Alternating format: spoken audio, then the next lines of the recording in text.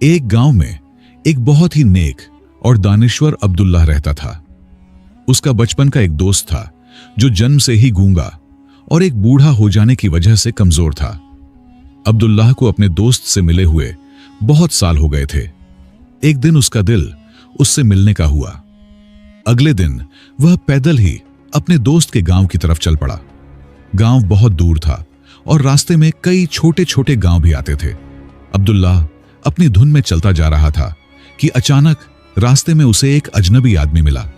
वह आदमी अब्दुल्लाह के साथ साथ चलने लगा। अब्दुल्लाह ने सोचा कि यह तो बहुत अच्छा हुआ, किसी के साथ चलने से सफर जल्दी कट जाएगा। चलते चलते अब्दुल्लाह ने उस आदमी से उसका नाम पूछा। उस आदमी ने अपना नाम इस्राफील बताया। अब्दुल्लाह को यह नाम कुछ अजीब लगा और वह सोचने लगा कि यह कैसा नाम है, लेकिन उसने नाम के बारे में और कुछ पूछना जरूरी नहीं समझा। दोनों एक दूसरे के साथ चल रहे थे कि रास्ते में एक गांव आया। अजनबी ने अब्दुल्लाह से कहा, आप आगे चलो, मुझे इस गांव में किसी को सजाए मौत देना है, मैं आपसे आगे चलकर मिलता हूं। अब्दुल्लाह ने कहा, ठीक है, और वह आगे बढ़ गया। तभी गांव में खबर फैली कि एक आदमी को बैल ने मार दिया। जैसे ही बैल ने उस आदमी को मारा, थोड़ी ही देर बाद अजनबी आदमी वापस आकर अब्दुल्लाह के साथ मिल गया।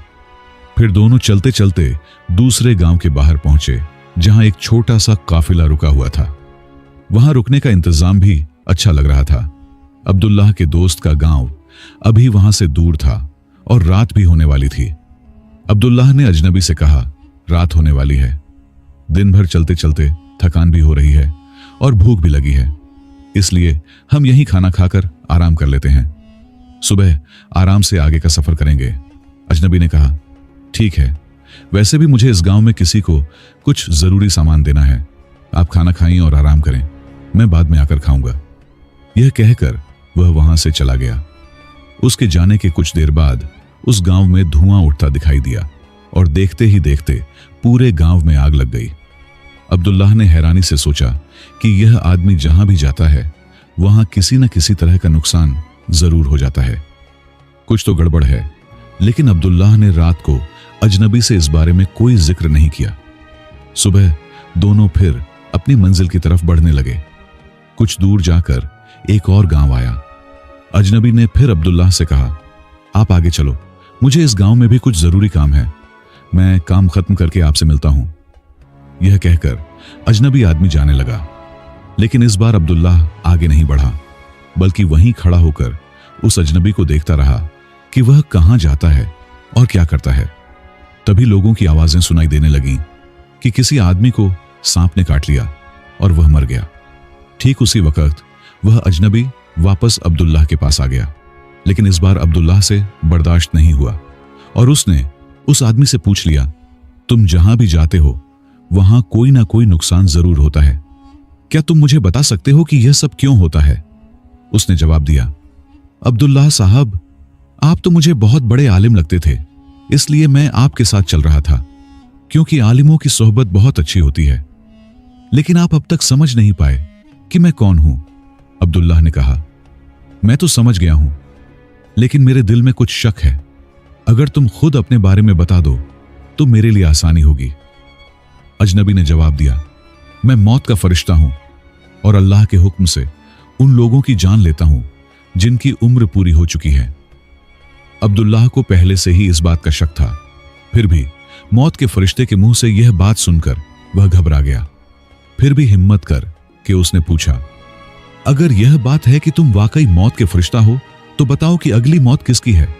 मौत के फरिश्ते ने कहा, अगली मौत तुम्हारे उसी दोस्त की है जिससे तुम मिलने जा रहे हो, और उसकी मौत का सबब तुम खुद बनोगे।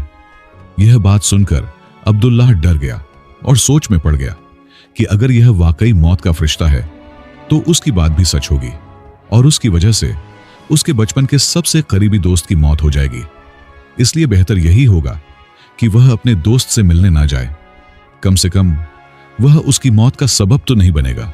मौत के फरिश्ते ने कहा, तुम जो सोच रहे हो वह सब मुझे पता है, लेकिन अपने दोस्त से ना मिलने से किस्मत नहीं बदल जाएगी।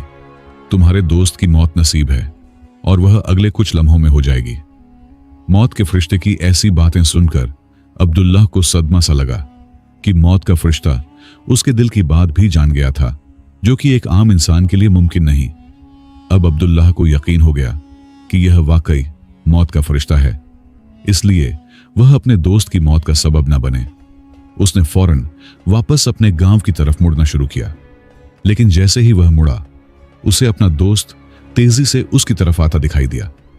वह अपने दोस्त को देखकर बहुत खुश दिखाई दे रहा था। अपने दोस्त के आने की रफ्तार देखकर अब्दुल्लाह को लगा जैसे वह काफी वक्त से उसके पीछे ही आ रहा हो, लेकिन वह बचपन से ही गूंगा और बूढ़ापे की वजह से कमजोर था, इसलिए न तो वह अब्दुल्लाह तक पहुंच पा रहा था और न ही आवाज देकर उसे रोक पा रहा था। लेकिन जैसे ही वह अब्दुल्लाह के करीब पहुंचा, अचानक उसकी मौत हो गई। अब्दुल्लाह हैरत से मौत के फरिश्ते की तरफ देखने लगा, जैसे वह जानना चाह रहा हो कि आखिर हुआ क्या। मौत के फरिश्ते ने अब्दुल्लाह के दिल की बात समझ ली और बोला, तुम्हारा दोस्त पिछले गांव से ही तुम्हारे पीछे पीछे आ रहा था, लेकिन वह कमजोर और गूंगा होने की वजह से तुम तक नहीं पहुंच सका। उसने अपनी सारी ताकत लगाकर तुम तक पहुंचने की कोशिश की, लेकिन बूढ़ापे में जवानी जैसी ताकत नहीं होती, इसलिए दिल का दौरा पड़ने से तुम्हारे दोस्त की मौत हो गई, क्योंकि वह तुमसे मिलने के लिए अपनी हौसले से बढ़कर तुम्हारे पीछे भाग रहा था, इसलिए तुम ही उसकी मौत का सबब बने। अब्दुल्लाह को यकीन हो चुका था कि वह वाकई मौत का फरिश्ता है और उसका काम जंदारों की जान लेना है।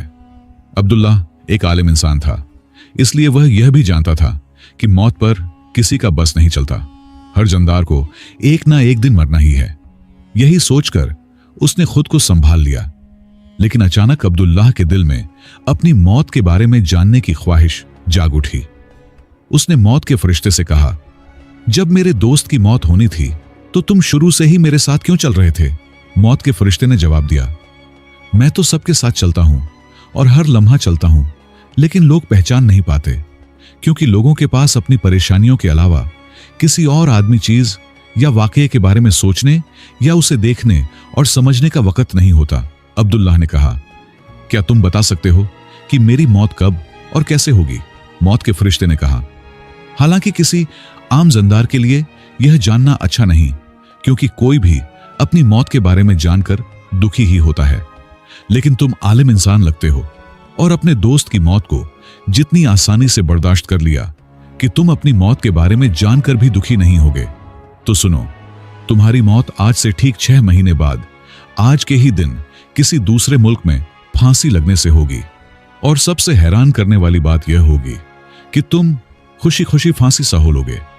यह कहकर मौत का फरिश्ता वहां से चला गया, क्योंकि अब उसके पास अब्दुल्लाह के साथ चलने की कोई वजह नहीं थी। अब्दुल्लाह अपने दोस्त का आखिरी नमाज जनाजा अदा करके अपने गांव वापस चला गया। लेकिन दोस्तों, कोई आदमी कितना ही बड़ा आलिम क्यों ना हो, अपनी मौत की बात जानकर परेशान तो जरूर होता है और मौत से बचने के लिए कुछ ना कुछ जरूर करता है। अब्दुल्लाह ने भी यही किया, क्योंकि वह एक आलिम आदमी था। उसकी पहचान उसके मुल्क के बादशाह तक थी।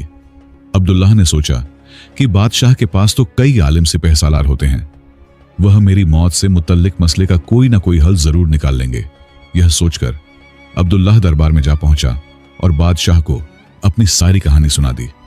बादशाह ने अपने सिपह सालारों को यह बात बताई और उनसे मशवरा मांगा। आखिर में सबने गौर फिक्र करके कहा कि अगर अब्दुल्लाह की बात सच है तो उसकी मौत भी 6 महीने बाद ही होगी, लेकिन मौत तब होगी जब वह किसी दूसरे मुल्क में जाएगा। अगर वह दूसरे मुल्क में जाए ही ना तो मौत भी नहीं होगी सिपह सालारों की। यह मशवरा बादशाह को भी अच्छी लगी। उसने अब्दुल्लाह के रहने का इंतजाम महल में ही कर दिया और बादशाह के हुक्म के बगैर किसी को भी अब्दुल्लाह से मिलने की इजाजत नहीं थी। लेकिन अब्दुल्लाह अपनी मर्जी से कहीं भी आ जा सकता था, ताकि यह न लगे कि वह बादशाह की क़ैद में है। लेकिन अब्दुल्लाह डर के मारे खुद ही कहीं नहीं आता जाता था। वक्त गुजरता गया और अब्दुल्लाह की मौत का वक्त करीब आ गया। वह दिन भी आ गया जब अब्दुल्लाह की मौत होनी थी। उस दिन अब्दुल्लाह डर के मारे जल्दी सो गया, ताकि रात जल्दी गुजर जाए और अगला दिन आ जाए और इस तरह मौत टल जाए। लेकिन दोस्तों, अब्दुल्लाह को नींद में चलने की बीमारी थी और इस बीमारी के बारे में वह खुद भी नहीं जानता था।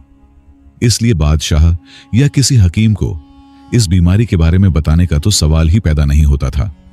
अब्दुल्लाह अपनी मौत के बारे में बहुत परेशान था और नींद में चलने की बीमारी तब आती है जब नींद ठीक से ना आए।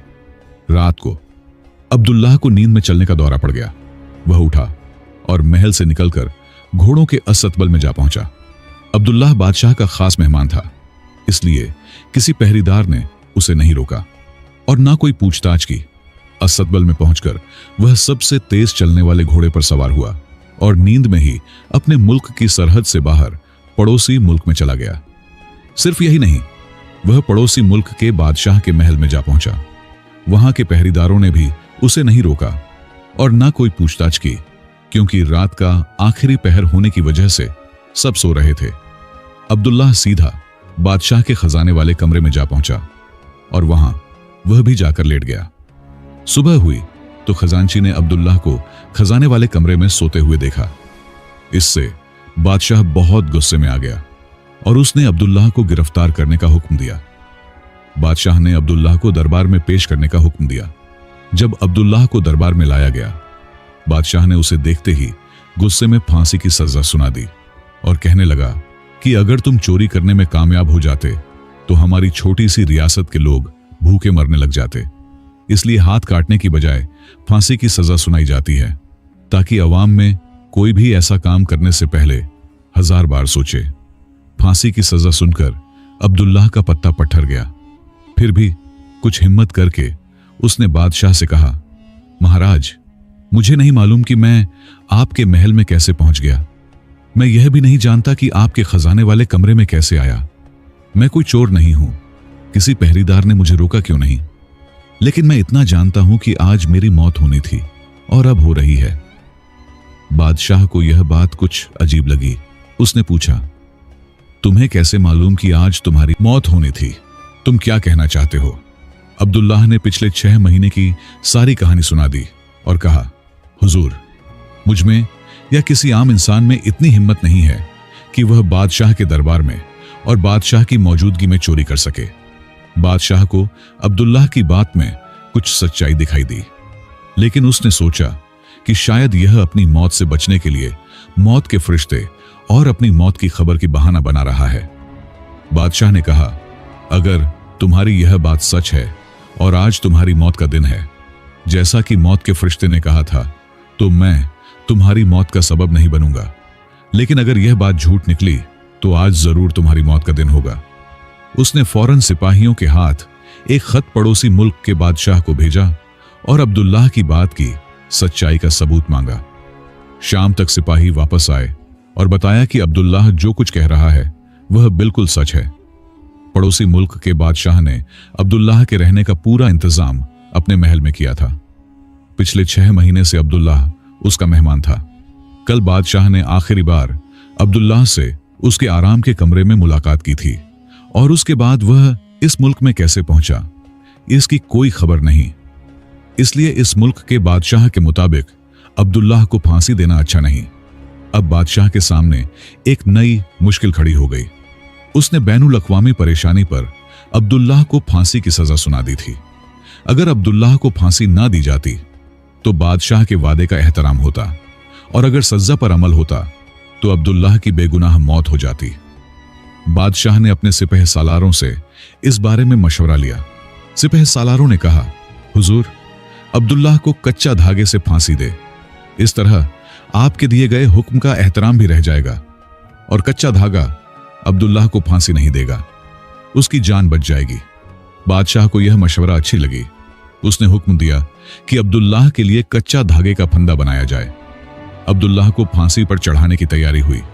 सब लोग खुशी से देख रहे थे कि ना तो अब्दुल्लाह मरेगा और ना ही बादशाह का वादा झूठा होगा। अब्दुल्लाह को भी यकीन था कि कच्चा धागे से उसकी मौत नहीं हो सकती, इसलिए वह खुशी खुशी फांसी पर चढ़ने को तैयार था, जैसा कि मौत के फरिश्ते ने कहा था। लेकिन जैसे ही अब्दुल्लाह को फांसी दी गई, कच्चा धागा टूट गया। लेकिन टूटने से पहले उसने अपना काम कर दिया।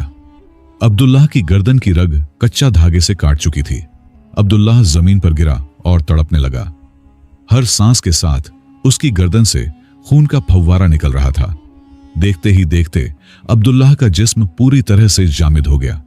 सब लोग हैरान थे कि इतना कमजोर धागा किसी की मौत का सबब कैसे बन सकता है।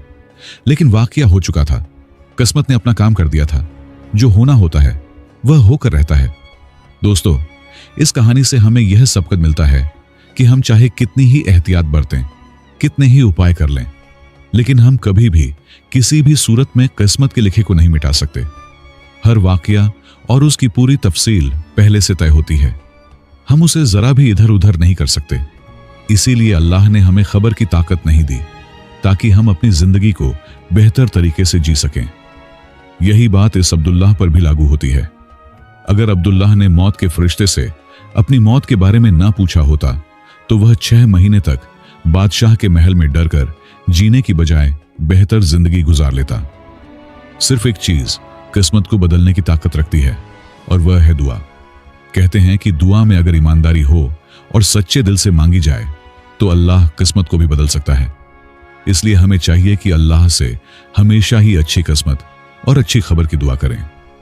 यह कहानी बहुत पुरानी है और इसे हमने अपने अल्फाज में लिखा है। यह कहानी उस वक्त की है जब इंसान मौत के फरिश्ते को देख सकता था। अब इस कहानी में कितनी सच्चाई है यह तो अल्लाह ही जानता है।